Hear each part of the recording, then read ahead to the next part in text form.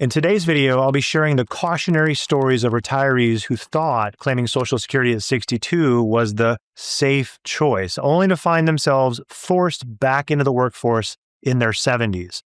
Through my work with thousands of retirement cases, I've witnessed firsthand how the seemingly conservative decision to claim early benefits has backfired for countless Americans, locking them into a cycle of financial stress when they should be enjoying their golden years. And so that's why I'm making this video today, to reveal the hidden dangers of claiming Social Security early, to show you the real-life consequences of this decision, and to help you avoid the mistake that's keeping thousands of Americans working well past traditional retirement age. So let's get right into it. Only a decade ago, about 50% of Americans claimed their Social Security benefit early. Now, according to the Social Security Administration, it's more like 35%. So 35% of people claim their Social Security benefits early, and it's easy to understand why they do this. Having immediate access to that cash flow provides a sense of security, and we like to feel supported by that extra income, especially if we are fully retired. Now, there's a fear that Social Security will run out and people are wanting to get what's theirs. We often hear people say that they just want to get their money back from the system. But what seems conservative or safe can sometimes create a lifetime of financial vulnerability. Claiming Social Security at 62 can become a financial headwind. By locking your benefits in early, retirees take a permanent 30% reduction in monthly income compared to waiting until full retirement age. And that cut ripples across their entire lifetime. So you take 20 or 30 years of retirement, and that can be tens or even hundreds of thousands of dollars in total income, often without realizing it. Social Security does have a cost of living adjustment each year, but it's based on whatever benefit amount you've locked in. So if you claimed early, you're getting increases on a smaller benefit base, which means less protection against inflation over time. Most people don't feel it at first, but as healthcare costs go up and your savings get used up, and they get into their 70s or 80s, there's just not a lot of room to catch up. And here's the thing, you can't undo it. Once you've claimed, you're locked in. And here's another thing, the real risk of claiming Social Security early doesn't just show up right away. It shows up when life throws you a curveball. So maybe it's a health issue that comes with big out-of-pocket costs, or maybe your property taxes jump and suddenly your fixed income doesn't stretch like it used to. Then there's the moment one spouse passes and the survivor realizes the benefit that's left just isn't enough, especially if both of them claimed early. And what felt like a safe, conservative move at 62 years old, it can turn into a real constraint later on, right when you need more flexibility, not less. A lot of people claim Social Security early because honestly, it just feels like the smart thing to do in the moment. The check's there. It's guaranteed, and why not start getting some of my money back? And there's often this undercurrent of fear, like Social Security might run out, so you better go grab it while you can. And then our friends and our coworkers are out there and they're claiming early, and so it starts to feel normal, even safe. The problem is that this mindset can drown out good advice. People hear the numbers, they nod their heads, but the emotion ends up winning over the math sometimes. And years later, they're stuck with a smaller check for life and wondering if they made the wrong call. Now that you understand how this safe decision becomes a problem, I'll share some situations that we've encountered of people who learned this lesson the hard way.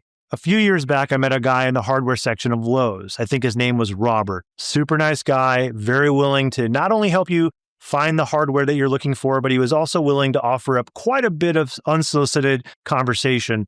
And I had a conversation about how unusual it was to have such overqualified help in the nuts and bolts section of this store. And he proceeded to tell me why he was working there. So Robert said that he had been an exclusive home builder in North Dallas in his lifetime, and he built high quality homes that he was very proud of.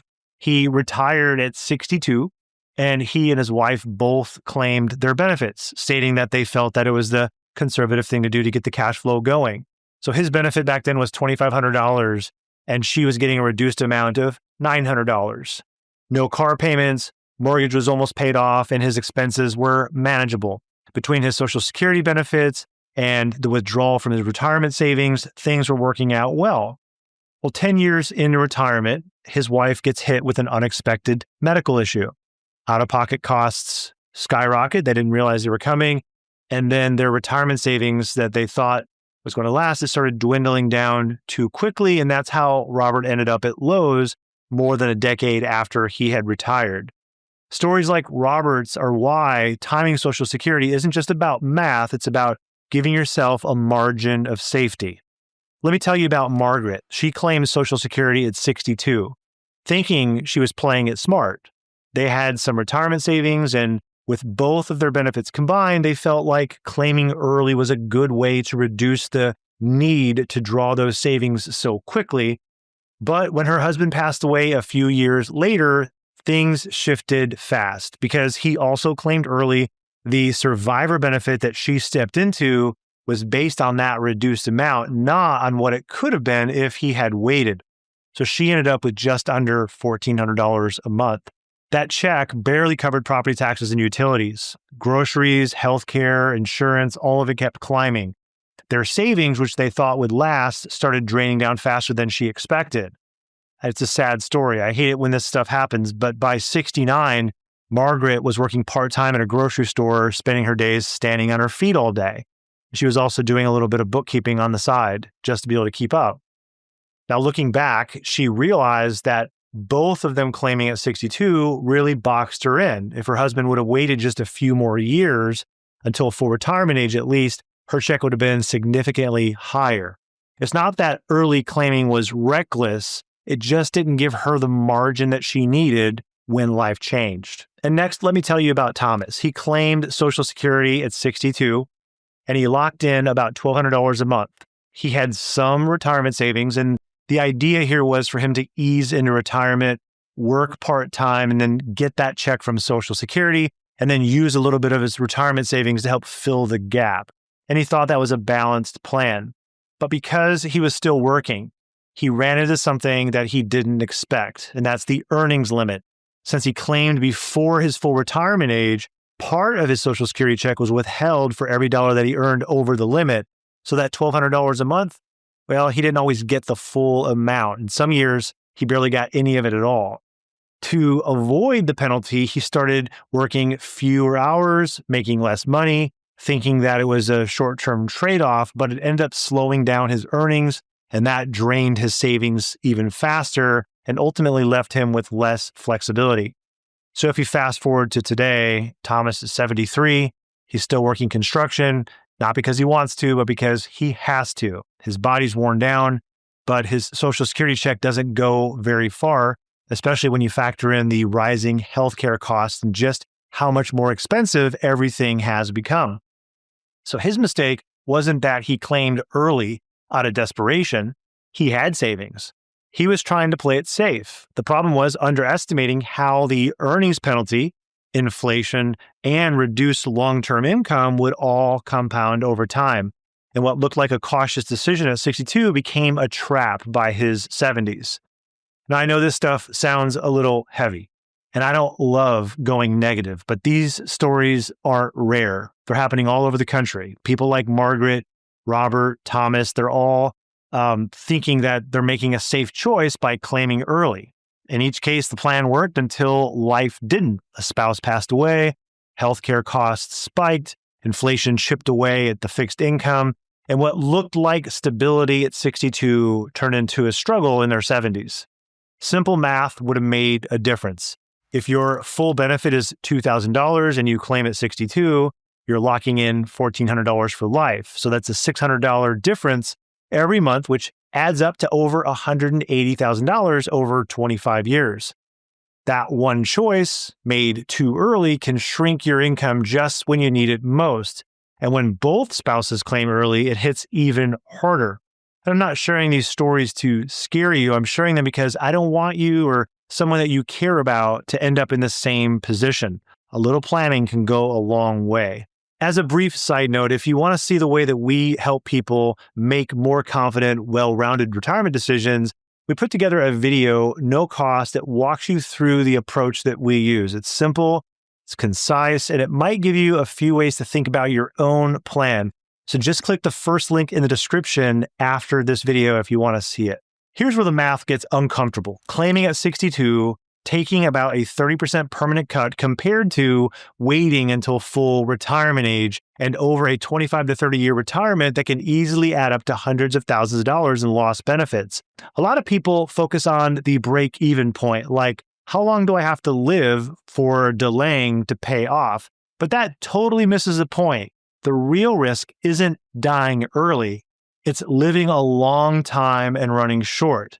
And that's the math that most people don't do. And unfortunately, the average person who claims early leaves six figures on the table without even realizing it. And then there's inflation. That's the slow burn that most people don't account for. Social Security does include cost of living adjustments, but there's a catch. Those adjustments are applied to your base benefit. So if you've locked in a smaller check at 62, your raises are smaller too. Over time, that difference really adds up. Compound that over 20 or 30 years, and you're dealing with a major loss in purchasing power. I've seen retirees who started off just fine, but found themselves squeezed later on, not because they had bad spending decisions or choices, but just because prices kept going up and their income couldn't keep up with that. That's why the inflation protection built into Social Security is so valuable and why locking in a bigger benefit matters more now than ever before. Another piece that gets overlooked is what happens to the survivor benefit. When one spouse passes away, the surviving spouse doesn't get to keep both checks. They get the higher of the two. So if the higher earning spouse claimed early and they locked in a lower benefit, that reduced amount becomes the survivor income too. And that's a big deal. Widows and widowers are the ones who feel this the most. And in far too many cases, it pushes them right to the edge financially. The sad part is with a more strategic approach, like delaying the higher earner's benefit, those bad outcomes could have been avoided or at least reduced. Survivor benefits are more than just numbers. They're kind of a safety net for the person who's left behind. And when you claim your benefit early, it works against that survivor benefit specifically. What a lot of people don't realize is that early claiming doesn't just reduce your check, it creates a ripple effect of missed opportunities. For example, if you're still working and you claim before your full retirement age, you could actually be penalized for earning too much at your job. And I mentioned this when I was talking about Thomas. Some or all of your benefit gets withheld, which is frustrating when you're trying to stay afloat. When you claim your Social Security benefit early, you're not just starting to take a smaller check, you're locking in that lower starting point for the rest of your life. And that means that every future cost of living adjustment, it's based on that smaller amount. So over time, the gap between what you could have had and what you're getting, it just keeps growing, and it's kind of a double hit. You get less income today, less protection tomorrow. And that's the opportunity cost. And most people just don't realize it until it's too late. So let's examine why the safe choice can actually be a riskier decision. Claiming at 62 gives a false sense of security. That check shows up and it feels like you're being smart, getting something guaranteed, easing the pressure on your savings, but that immediate relief can mask the long-term risk that you've just taken on. Most people underestimate how long they'll actually live, and they overestimate how far that smaller check will go down the road. And honestly, it's not always about the math. It's about psychology. We tend to grab what's in front of us, especially when we're uncertain about the system and whether it's going to be there for us later or not. But fear-based decisions rarely lead to strong outcomes. And with Social Security, it's one of those choices that feels safe now, but later on it can leave you exposed. A lot of people think that claiming early is the safe conservative choice, but in reality, waiting can build long-term security. Every year that you delay past your full retirement age, your benefit grows by about 8%, guaranteed, government-backed, and inflation adjusted. There's no investment in the world that offers that kind of risk-free return. And that higher benefit doesn't just give you more income now, it strengthens your entire retirement plan. It's the best form of longevity insurance that we have. The larger your starting benefit, the bigger your cost of living adjustments down the road, which means better protection against inflation and those rising expenses in your 70s and 80s and beyond. Waiting isn't risky. It might be the most reliable raise that you're ever going to get. So how do you actually figure out the right time to claim Social Security? Well, first, you need to look at the full picture. It's not just about plugging numbers into a calculator. You need to get the full picture: your health, your family history, your income needs, whether you're married, and what other resources you have. Longevity plays a huge role, but it's not about guessing how long you're going to live. It's about planning in case you do live a long time. And if you're married, your decision impacts more than just you. It affects your spouse's benefit now and potentially their survivor benefit later. Your claiming strategy has to fit into your overall plan. And that's how you truly find your optimal age for Social Security. Not just what's possible for me, but what actually makes the most sense for your unique situation in your life. Next, you want to remember it's not all or nothing. Between claiming at 62 and waiting till 70, there are smart strategies that let you meet your income needs now without locking in a reduced benefit for life. For some people, that means using a bridge strategy, pulling a little bit from savings in the early years to put off Social Security for a bit. For other people, it might mean that you shift into partial retirement, working fewer hours to bring in income while keeping your benefit untouched for a while. Now, I've mentioned in other videos how coordinating your withdrawals from taxable, tax-deferred, or Roth accounts can create a flexible, tax-efficient way to buy yourself time.